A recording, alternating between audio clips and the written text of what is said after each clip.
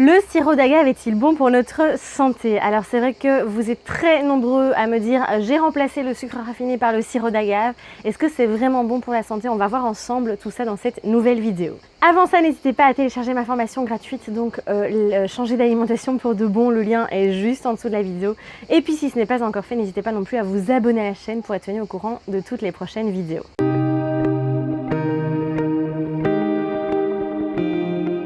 Salut les amis, j'espère que vous allez bien. Alors aujourd'hui on va parler du sirop d'agave parce que c'est vrai que très souvent quand on va vers l'alimentation saine, voilà, on se dit je vais éliminer le sucre raffiné et je vais aller vers le sirop d'agave parce que c'est sain, parce que c'est bio, parce qu'on le voit partout. Pour commencer, donc l'agave, c'est une plante qui pousse principalement au Mexique à la base, puis maintenant on peut la trouver dans toutes les régions sèches et chaudes, pardon. Et puis on va extraire de cette plante la sève, en fait si vous voulez, la sève de la plante, et on va la transformer en sirop. Donc c'est de là que provient le sirop d'agave. Il faut vraiment faire très attention puisque c'est un aliment qui a été fort... Enfin voilà, il y a eu un effet marketing autour de ce produit quand on l'a vu, quand on s'est rendu compte finalement que le sucre blanc, le sucre raffiné était mauvais pour la santé. Voilà, il y a eu tout cet effet de sirop d'agave qui est arrivé, on l'a vu partout, dans les magasins bio, même dans les supermarchés aussi conventionnels. Mais attention, le sirop d'agave pour moi n'est pas du tout la meilleure alternative au sucre raffiné parce que c'est un produit qui est ultra transformé. Donc pour arriver au sirop que vous voyez dans votre bouteille, il y a toute une phase de transformation. Et donc pour moi, ça reste un produit qui est industriel, ça reste un produit qui a été raffiné. Il n'y a plus grand chose vraiment d'intéressant dedans. Et puis il faut savoir que le sirop d'agave est composé à 90% de fructose.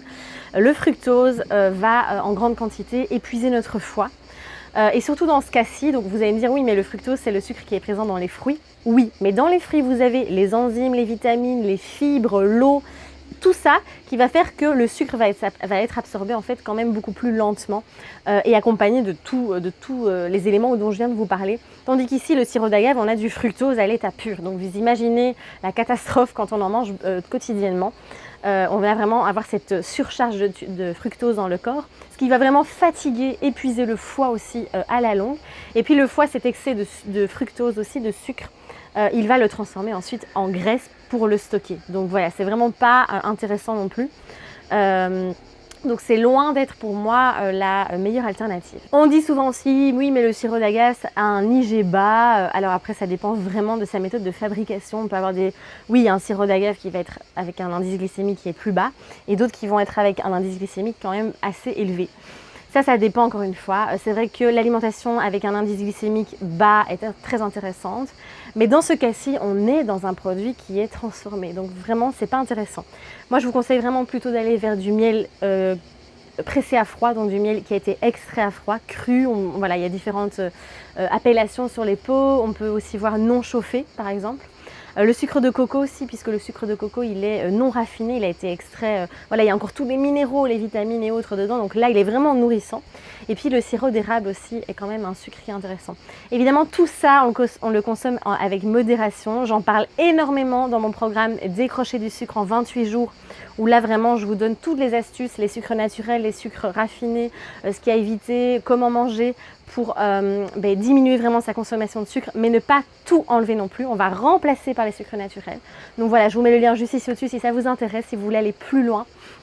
Mais donc, retenez bien que le sirop d'agave, voilà, c'est à éviter. Il y a d'autres alternatives qui sont quand même beaucoup plus intéressantes. N'hésitez pas à liker la vidéo si elle vous a plu, à la partager également autour de vous. J'espère que ça vous aura en tout cas apporté beaucoup d'informations. Et puis on se dit à très vite. Prenez bien soin de vous et osez briller. Je vous embrasse.